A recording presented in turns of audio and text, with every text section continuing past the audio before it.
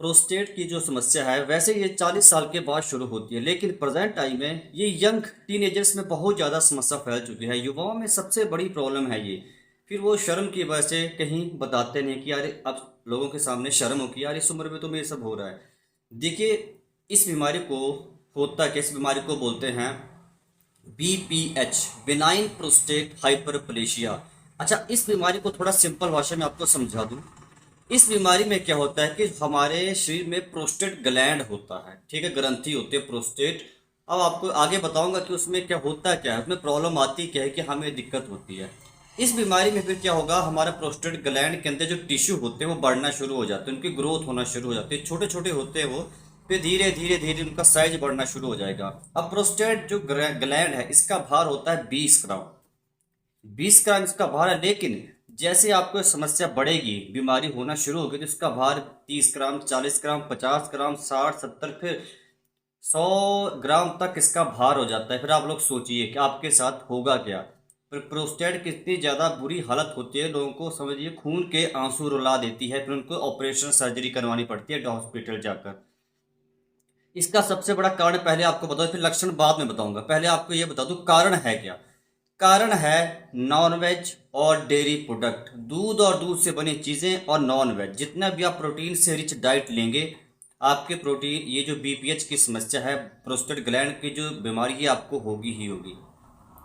इस तभी आपको मना करता हूँ कि नॉनवेज और डेयरी प्रोडक्ट, एग्स, अंडे वगैरह मत खाओ। बीमारियों का कारण है ये। फिर आपको आप 3-4 साल कभी अब आप लोग ऐसा बोलेंगे यार हमें तो नहीं होता, हम तो खाते हैं, लेकिन होगा आपको। थोड़ा हो सकता है आपको टाइम लेगा, लेकिन आप में फिर भी गैस्ट्रिक वगैरह की, गैस्ट्राइटिस की प्रॉब्लम होना शुरू हो गई है, तो समझ लीजिए कि आपको ये प्रॉब्लम होगी आने वाले समय में, इन फ्यूचर। इसलिए ये तीनों प्रोडक्ट जो मैंने बताए इनको खाना बंद कर दो, क्योंकि इन सब में फैट होता है ना। फैट वाली चीज़ें आप जितनी भी ज़्यादा खाएंगे, जितनी ज़्यादा खाएंगे उतना ही ज़्यादा प्रोस्टेट की समस्या होगी। अब आपको बताता हूँ इसके लक्षण, सिम्टम्स। लक्षणों को ध्यान से सुनिएगा, वीडियो को स्किप मत करना। बिनाइन प्रोस्टेट हाइपरप्लेशिया, अगर आपके शरीर में प्रोस्टेट की जो ग्रंथि है उसका आकार, उसका साइज बढ़ना शुरू हो गया, तो सबसे पहला लक्षण आएगा आपका पेशाब रुक रुक कर आएगा। सबसे कॉमन लक्षण, पेशाब आपका रुक रुक कर आएगा। दिन में आपको 20 बार 30 बार पेशाब जाना पड़ेगा, लेकिन खुल कर नहीं आएगा, आपको थोड़ा थोड़ा करके पेशाब आएगा।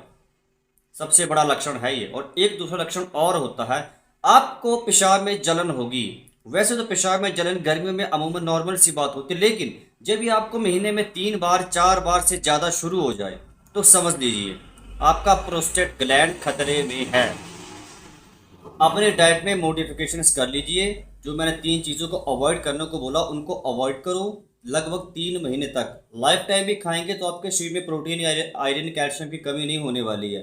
आप लोग जो अन्न खाते हैं, जो हरी सब्जियां खाते हैं, रोटी खाते हैं, मक्का की रोटी, गेहूं की रोटी, उनसे आपको भरपूर मात्रा में protein, iron, calcium, zinc, magnesium सब कुछ मिल जाता है। तो आज से आप लोग, अच्छा इसका इलाज बता दूं आपको। इसके इलाज में ये सब मैंने आपको बता दिया, परहेज मैंने बता दिया, कार्ड मैंने बता दिए, लक्षण मैंने बता दिए। अब इलाज की बात करता हूँ। इलाज में इसको क्या करना है, आप लोगों ने लौकी का जूस पर डे पीना है। अगर आपको बीमारी लग चुकी है, आपको ये लक्षण आ रहे हैं, लेकिन आपने टेस्ट नहीं करवाया, तो समझ लीजिए आज से ये इलाज करना शुरू कर दीजिए। रोज लौकी का जूस पीना है, 1 गिलास खाली पेट, ठीक है। रोज लौकी का जूस पीना है आप लोगों ने, खाली पेट लौकी का जूस।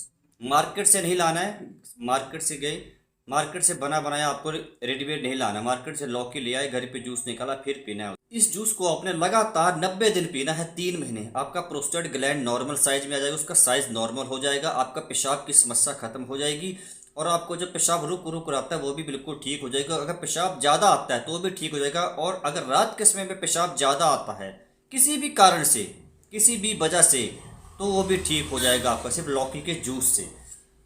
अच्छा, आपको अगर आप दवाई खाना ही चाहते हैं साथ में, तो आप लोगों को सिर्फ 2 दवाइयाँ लेनी हैं आयुर्वेदिक।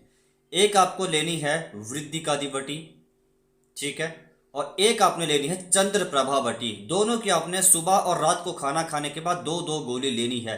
अब चंद्र प्रभा बटी, इसका आपको क्लियर कर दूं, इस टैबलेट का काम होता है, चंद्र प्रभा बटी का काम होता है आपके यूटीआई इन्फेक्शंस में, यूरिनरी ट्रैक्ट के इन्फेक्शंस में, जिसमें आपका प्रोस्टेट ग्लैंड भी आता है, ठीक है। उसको ये नॉर्मलाइज करने में मदद करेगा। आपको जो पेशाब रुक रुक कर आता है उसको ठीक करेगा। ब्लड, जो आपकी यूरिन का जो फ्लो है उसको ठीक करेगा। और वृद्धिकादि बटी का काम है जो आपका जो साइज बढ़ा हुआ है, जो 20 ग्राम की जगह उसका आपके प्रोस्टेट ग्लैंड का साइज 50, 60, 100 ग्राम हो गया, उसको धीरे धीरे धीरे धीरे कम करेगा। तो इन 2 टैबलेट्स को आप लोगों ने साथ में लेना है अगर आप चाहते हैं। और योगा वगैरह तो आपको देखिए थोड़ा बहुत कर सकते हैं तो कर लीजिएगा, इसमें एक ही योगा करना बहुत जरूरी होता है जिसको कपालभाति बोलते हैं। आप लोग कहीं पे भी बाबा रामदेव की वीडियो देख लीजिए कैसे किया जाता है कपालभाति, वो आपको करना है 30 या 40 मिनट ज़्यादा से ज़्यादा। तो आज से इस समस्या को हल्के मत लो, ये बहुत बुरी समस्या होती है, ये खून के आंसू रुला देती है, बहुत बुरी हालत होती है। फिर उम्र भर गोली खाते रहो। अच्छा, इसमें एक एलोपैथी के मेडिसिन भी यूज होती है जिसको यूरिमैक्स डी बोलते हैं, सिप्ला कंपनी की आती है। इसमें टेम्सोलोसिन प्लस ड्यूटास्टेरॉइड साल्ट पड़े होते हैं, ठीक है। इसका सेम यही काम होता है जो चंद्रपावटी और वृद्धिकादिवटी का काम है, इसका काम वही होता है, पेशाब को रुकने नहीं देती है, ब्लड यूरिन के फ्लो को प्रोस्टेट ग्लैंड में अच्छी तरह से मेंटेन रखती है। और प्रोस्टेट ग्लैंड में क्या होता है कि टिश्यू होते हैं छोटे छोटे, अब उन टिश्यू का साइज बढ़ना शुरू होगा तो प्रोस्टेट ग्लैंड का साइज भी बढ़ना शुरू हो जाएगा।